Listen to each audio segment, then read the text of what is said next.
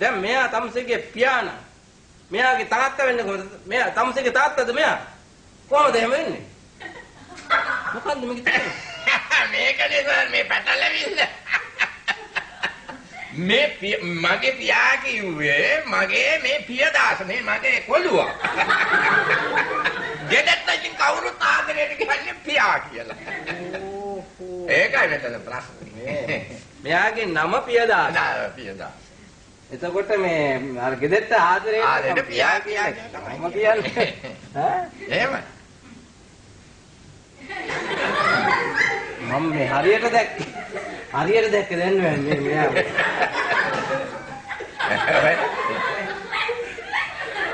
ටිකක් බබා කෙලින් හිටගන්න ඉන්න කෙලින් පිටගන්න යන්නේ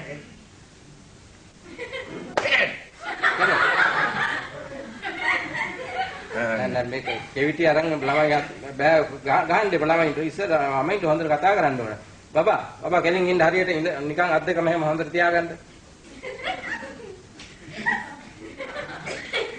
මේක හරියට අර දිවි මකුළුවා වගේ නෙමෙයි.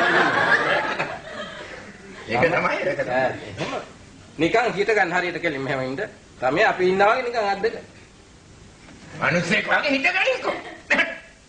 පොඩ්ඩක් ඉන්න මේ. බයිසිකල් හැන්ඩල් එකක් ගිලලා වගේ නේ හරියට බලන්න. ඕම නෙමෙයි ළමයා නිකන් අද්දක තියාගෙන නිකන් මෙහෙම ඉන්න. ඔව්. අන්න එහෙම ඉන්න.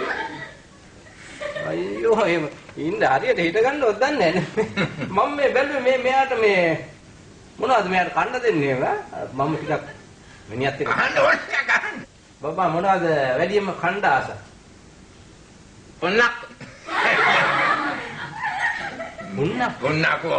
පොන්නන භාගයක් අය දුන්නොත්.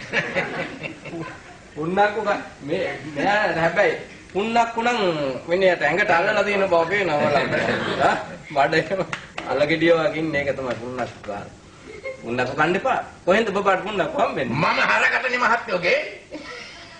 මේ ආදේ හොරෙන් ගන්නවා. ඕහෝ. බාල්දියල් දිය ගන්නවට හොරෙන් අත්දාලා ගන්නවා. එක දවසක් බාල්දියල් දිය ගන්නකොට හොරෙන් අත්දාලා ගන්න යනකොට අරක පුක් කියාවේ.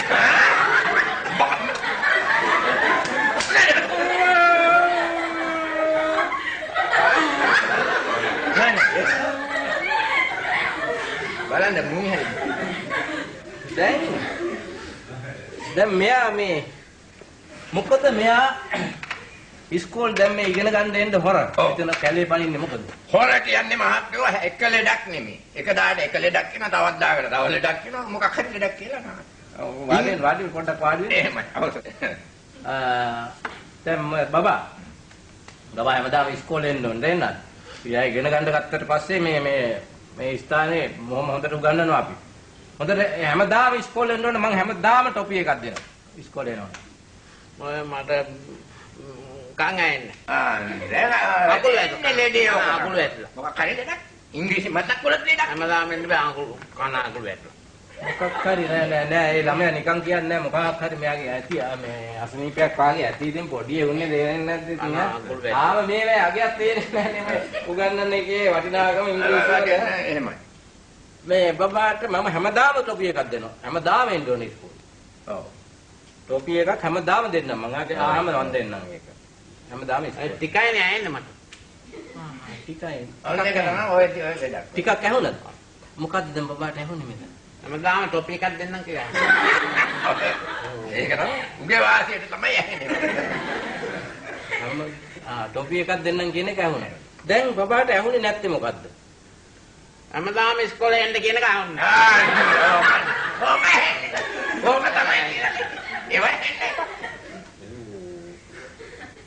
මෙයා කියන්න බෑ. මහා ඉරහඳ ලෙව කාලා ආපු මිනිහෙක් මට පේනවා. ඔව්. ඔන්න බලන්න තව ලෙඩක් ගැන ඔය කියන්නේ ඔය. ඒ තාත්ත. දියන්න බෑ. අතේ නෑ මොකක් හරි පොඩි අමාරුවක් ඇති. උස්සන්න බෑ. පොඩි එවු නිකන් කියන්නේ මේ මොකක් හරි බලන්න මේ මෙච්චර උස්සන්න පුළුවන්. නේ පව්. මේ අත නේද? ඔය ඊයේ වැටුණා. ඔව් වැටිලා මොකක් හරි වෙන්නේ. උස්සන්න බෑ. ඊයේද වැටුනේ?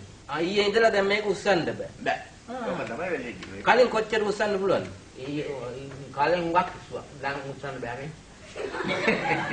කලින් කොච්චර ඉස්සුවද? කලින් මෙච්චර